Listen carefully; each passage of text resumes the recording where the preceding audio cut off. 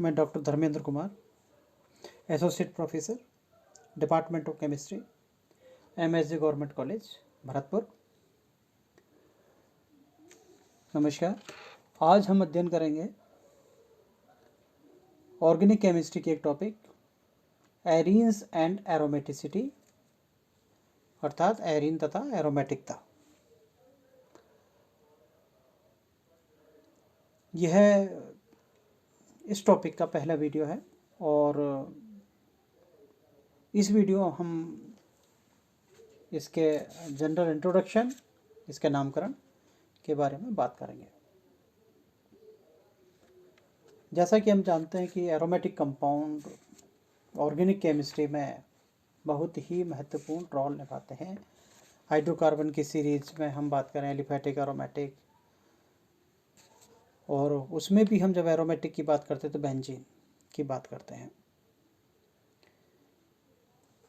Aromatic यौगिकों का जो मूल अथवा जो पैतृक यौगिक है वो बेंजीन माना जाता है, और कार्बनिक यौगिकों के एलिफेटिक व एरोमेटिक नाम जो हैं वस्तुतः इनके स्रोत के आधार पर दिए गए थे। जैसा कि हम जानते हैं एलिफेटिक शब्द एल्फोस से बना हुआ है, जिसका अर्थ होता है फैट यानी कि बसा। चूँकि प्रारंभ में इन यौगिकों को फैट से प्राप्त किया गया था, अतः इनका नाम एलिफेटिक पड़ा। इसी प्रकार एरोमेटिक यौगिकों को प्रारंभ में खुशबूदार पदार्थों यानी कि एसेंशियल ऑयल से प्राप्त किया गया था, अतः इनका नाम एरोमेटिक पड़ा, क्योंकि ग्रीक भाषा में एरोमा शब्द का अर्थ खुशबू यानी कि फ्रैग्रेंट स्मेल से होता है।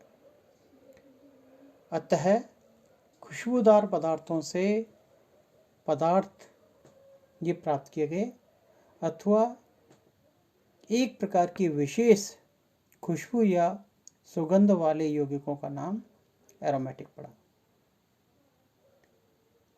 बाद में कई ऐसे सुगंधित यौगिकों के बारे में जानकारी मिली जो एरोमेटिक नहीं थे, एवं कई ऐसे एरोमेटिक पदार्थों के बारे में भी ज्ञात हुआ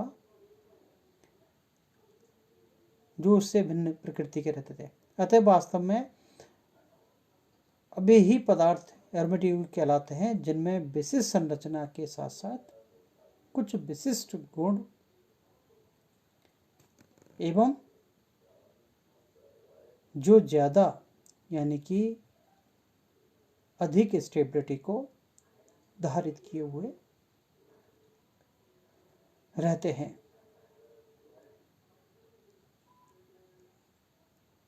जिन एरोमेटिक यौगिकों में केवल कार्बन व हाइड्रोजन तत्व विद्यमान रहते हैं वे एरोमेटिक हाइड्रोकार्बन कहलाते हैं, और इनका सामान्य नाम एरीन है।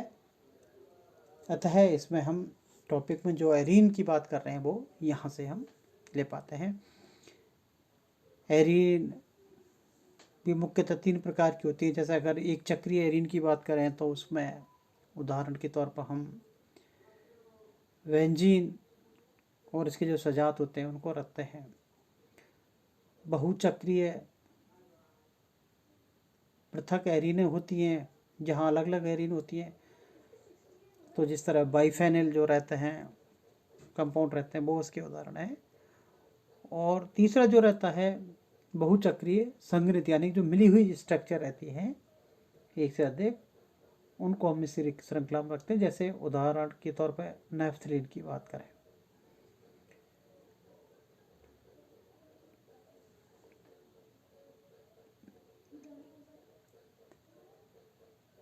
एरोमेटिक कंपाउंड्स यानी कि हाइड्रोकार्बन से और arenes are aromatic organic compound containing only carbon and hydrogen atoms. The configuration of 6 carbon atoms in aromatic compound is called a benzene ring. After the simple aromatic compound, benzene or a phenyl group when part of a larger compound. अब बात करते हैं हम इसके नामकरण या nomenclature की बात करें। जैसा कि हम जानते हैं कि एरोमेटिक यौगिकों के जो पृथक हाइड्रोकार्बन यानी कि जो पैतृक हाइड्रोकार्बन है, जैसे C6H6 को सर्वप्रथम विशार्लिच ने बेंजीन नाम दिया था और इसकी प्रकृति या एल्कोहल की तरह होने के कारण लीविग ने इसका नाम बेंजोल नाम रखा और जर्मन भाषा में बेंजीन को अभी भी बेंजोल कहा जाता है। क्योंकि बेंजीन में कार्बन कार्बन द्विबंध होता है लेकिन OH समूह नहीं होता, अतः ब्रिटिशों ने इसका नाम बेंजीन रखा। अन्य यौगिकों को बेंजीन का व्युत्पन्न मानते हैं और कुछ यौगिकों को उनके रूढ़ नाम से ही जानते हैं। बेंजीन अणु में से यदि एक हाइड्रोजन परमाणु कम हो जाए तो वह फेनिल समूह कहलाता है।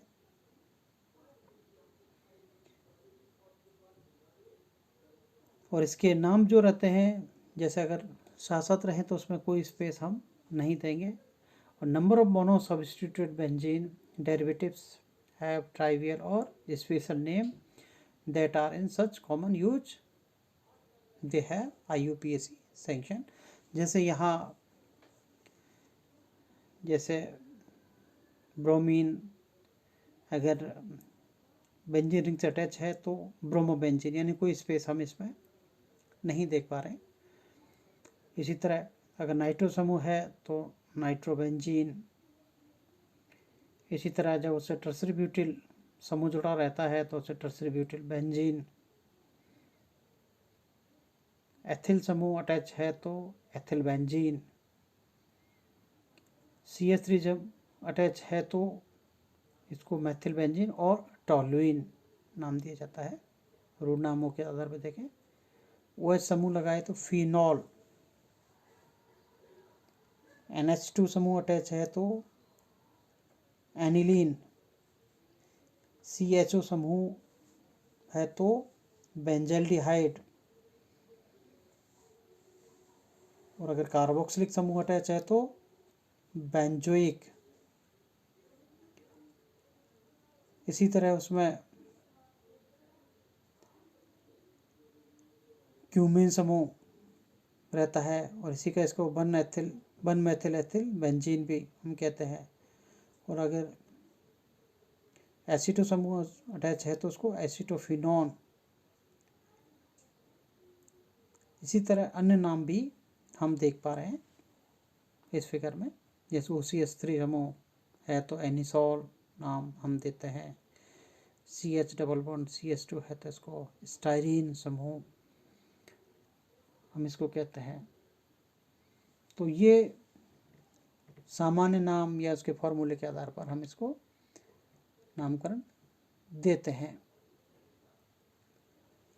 इस तरह कुछ जैसे उच्चतर एल्किन वाले समूह एल्किल बेंजीन हो, एल्काइनिल बेंजीन को हम फेनिल का व्युत्पन्न भी मानते हैं।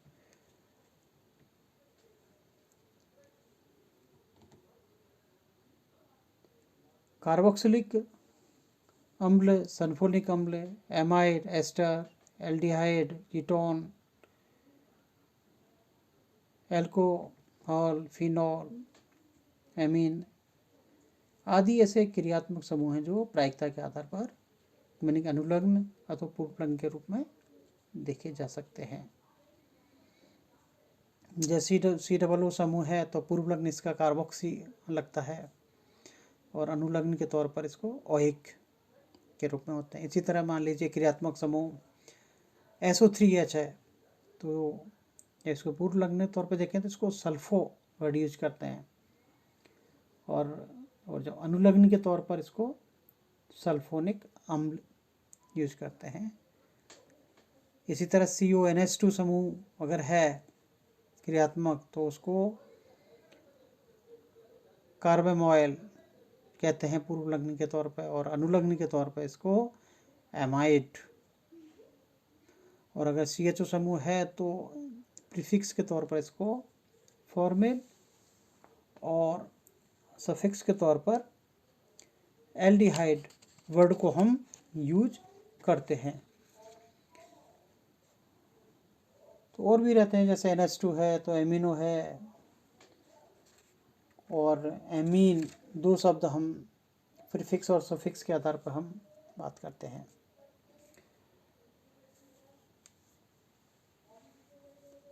जब बेंजीन भले में दो समान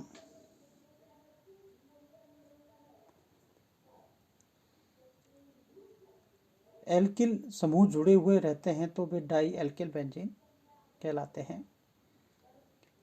और डाई एल्किल बेंजीन के दो एल्किल समूहों की सापेक्ष स्थिति को दर्शाने के लिए इनके नाम के पहले कुछ पूर्व लग्न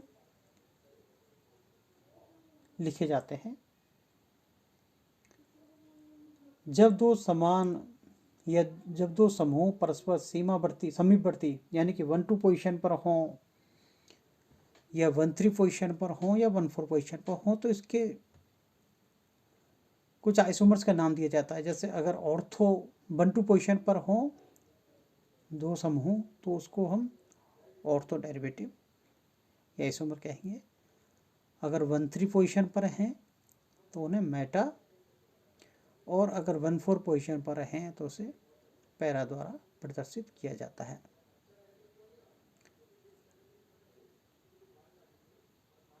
जैसे यहाँ फिगर में हम देख पा रहे हैं 1-2, 1-3 और 1-4 पोजीशन पर इसके नामकरण दिए गए हैं। जैसे यहाँ फिगर में हम कुछ देख पा रहे हैं, अगर यानी कि यदि बेंजीन बलय में दो भिन्न भिन्न प्रतिस्थापी भिन्न भिन्न एल्किल समूह जुड़े हों तो ना अंग्रेजी के वर्णमाला के आधार पर हम अरेंज करते हैं। जैसे यहाँ पहले स्ट्रक्चर में दो मैथिल समूह हैं और 1-2 पोजीशन पर हैं तो 1-2 डाइमेथिल बेंजीन जिसको ऑर्थोजाइलिन भी कहते हैं। और यहाँ 1-3 पोजीशन पर हैं दूसरे में तो इसको 1-3 डाइमेथिल बेंजीन और सामान्य नाम इसका मेटाजाइलिन। और अगर 1-4 पोजीशन पर हैं तो 1-4 डाइमेथिल बेंजीन या उसको पैरा जाइलिन नाम दिया जाता है।